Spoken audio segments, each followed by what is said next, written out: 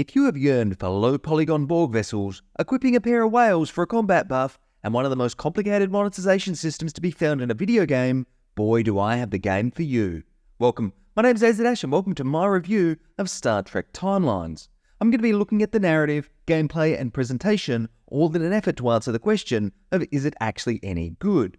Firstly, it's worth mentioning that while Timelines is not a new game, originally releasing in 2016, it is a new game to me. And honestly, I wouldn't have even thought to check it out until several people commented on my Voyager Across the Unknown video, suggesting that some elements of that game have been inspired by Timelines.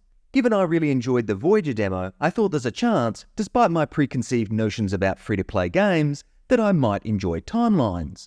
I am playing the PC version found on Steam, however the game is also available on mobile devices, which was where it was originally released. In terms of the overarching plot and narrative, honestly it's paper thin but somehow manages to do just enough to sell the illusion of the reason behind combining virtually every Star Trek property into one game. The game begins with an exposition dump from Q, who explains that a temporal anomaly has randomly appeared and brought with it crew, ships and events from all eras of Star Trek, including alternate timelines and the mirror universe. It's then up to the player to help solve this overarching mystery while working through various plot lines from the various factions and crew. The subplots range wildly from what has been established in the television series. One moment you might be tasked with hunting down a Cardassian war criminal, and the next you might need to deal with the effects of Morn starting a Vol fighting ring that has triggered an outbreak of rabies in Ferengi space. Honestly, while some of these plots are ridiculous, I have to give credit to the sheer volume of them included, with the game literally featuring hundreds if not thousands of these various subplots. While purists might not approve of such a broad setting, one advantage is that there is quite broad appeal. If you enjoyed a particular television series, you are able to craft your experience around that particular series.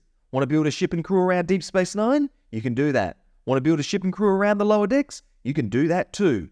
If there was an award for incorporating the most Trek properties into a single game, then I'm pretty sure Timelines would win easily. Before we continue, a massive thank you to those who support the channel. If you enjoy this type of content, please consider liking the video or subscribing to the channel. With that out of the way, let's navigate a sandstorm, spin the Dabo wheel, and see just what's in store, or more to the point, what's in the store for players of Star Trek Timelines. Timelines is best described as a strategy RPG with occasional management elements. The core gameplay loop revolves around collecting and upgrading characters, setting these characters on various missions, and then collecting various rewards from completing these missions, all while advancing through a main plot and several side plots. When you first begin the game, you are given several starting crew members along with the ability to select from one of three more rare crew members, those being Picard, Sisko and Kirk. Of these crew, each will have one or more different attributes, being command, diplomacy, engineering, security, science, and medicine. For each attribute, there is a base point value, which is the minimum value of points which can be used, as well as a proficiency value, which is a potential additional value determined by a random number roll. As well as attributes, crew also have traits, which can sometimes be used to boost attribute values.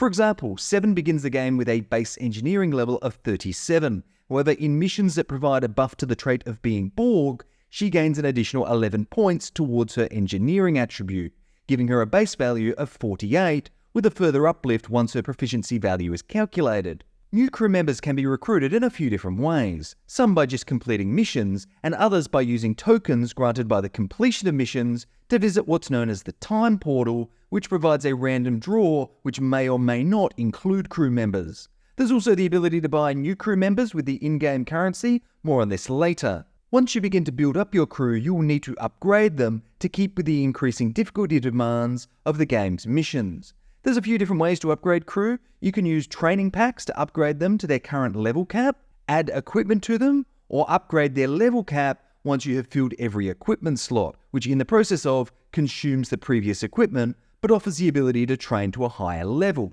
Oh, and there are also a few special items to upgrade their overall ratings, or to fuse two of the same characters together to create one more powerful one.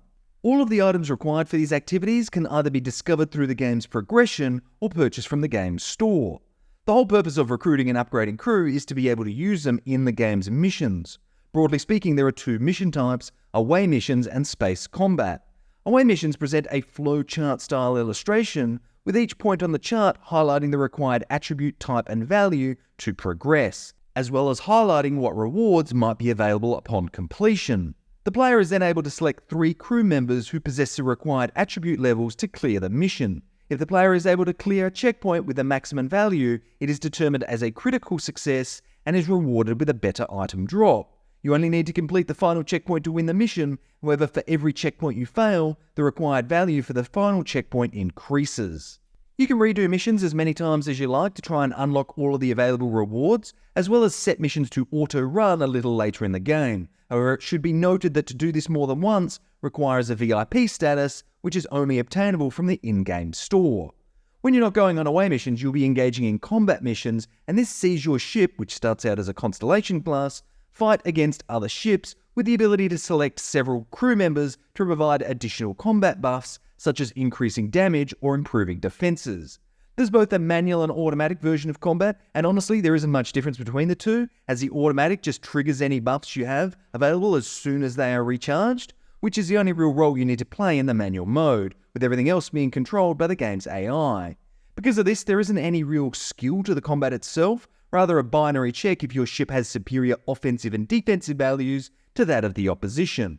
Like with the away missions, you will unlock various rewards depending on how much of an advantage you have over the other ship. Now, during my time with the game, I spent the first 3 to 4 hours slowly growing and upgrading my crew by completing missions, until I started unlocking missions which had substantially higher attribute requirements than I had seen up until that point. So I went back and replayed some of the earlier missions and unlocked a few more rewards that I had missed. However, I still found myself well short of where I needed to be to progress.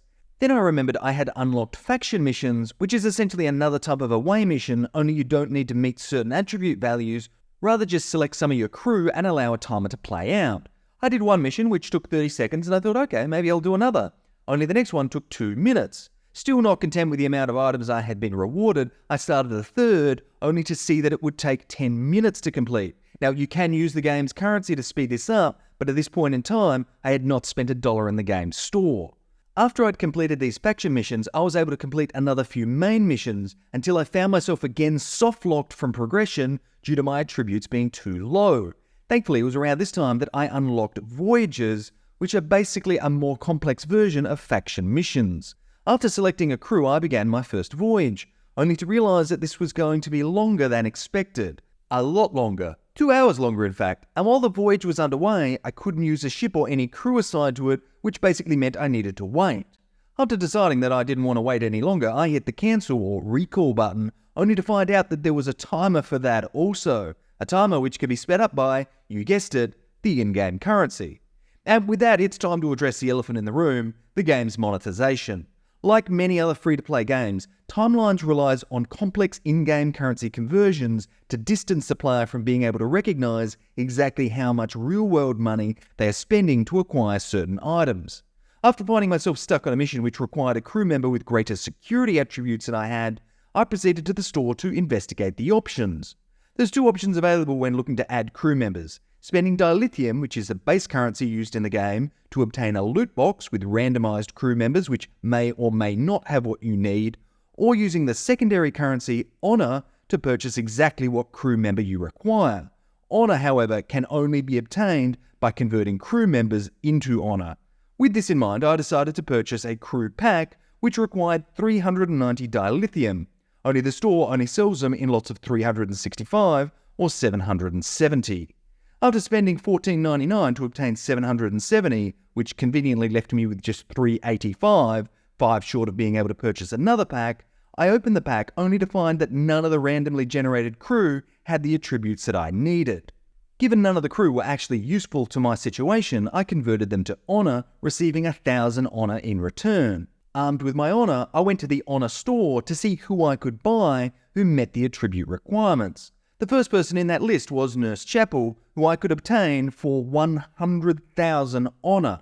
Now, I'm no mathematician, but let's do a little bit of math based on this example. I'm going to be generous and say that we get 2 rolls of 10 crew for every $14.99 spent, which, if we use the original conversion value of 1,000 Honor for each crew, would require us to spend $749.50 to obtain 100,000 Honor to purchase Nurse Chapel. Yeah, I'm not doing that. Now, let me be clear. I'm not criticizing the game for this. This is a free-to-play game, and players can make up their own mind as to what they want to invest in. No one is forcing anyone to do anything. However, in my circumstances, I could certainly not justify this type of in-game spend. It's also worth noting that from what I have seen, you can pretty much obtain everything you need to progress in the game without spending money. However, you will be consuming time instead, something which is arguably an even rarer commodity for some. The game also features a guild-like system where you can showcase your crew and join other players in combat. And here's a funny story. The game actually doesn't really do a good job of explaining this, to the extent that I almost began a solo battle with an enemy with 155 million hit points. Thankfully, I realized it and pulled myself out rapidly. Overall, the gameplay loop is entertaining, but requires a serious time investment if you are not intending on making in-game purchases. The overall package from a presentation perspective is a mixed bag. Firstly, the artwork is exceptional. All of the ships, crew and items have a really well realised art style and really look great regardless of what size screen you are viewing them on. The space combat is fine, but it's very clear that this game was designed and optimised for mobiles, with virtually none of the advanced graphical features or higher resolutions that you would expect from a PC title. The UI is serviceable, but it's very clearly designed for a touch device, with no proper scaling or intuitive features like tooltips that you would expect from this type of game. I didn't encounter any crashes during my playtime, although I did have difficulty logging into the game on one occasion, with an error message claiming that the website is under heavy load. However, after retrying a few minutes later, I was able to log in without any problems.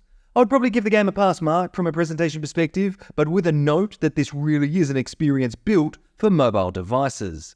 Audio design is very good, with the game featuring very authentic audio which wouldn't sound out of place in any of the television series. There's a gentle hum of a starship when idle in menus,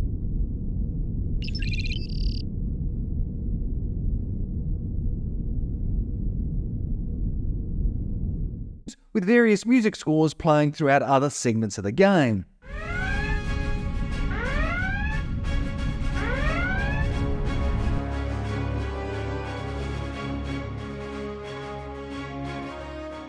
There is some voice acting, with the game using some of the more iconic phrases from some of the characters. I don't respond well to threats. I will comply. Maintain course. Torpedo away. However, it's not the case for all characters, even those that have extensive dialogue in the television series. I don't know if this was a licensing issue or a design decision, but you do realise its absence when you command a character who doesn't say anything. Regardless, the audio package as a whole is very good and a definite standout in the game's design. Now, I'm not generally a fan of free-to-play games because in the past, I've realised that to get the most out of the game, it will often require me spending more real money than I otherwise would have spent on a full-priced game.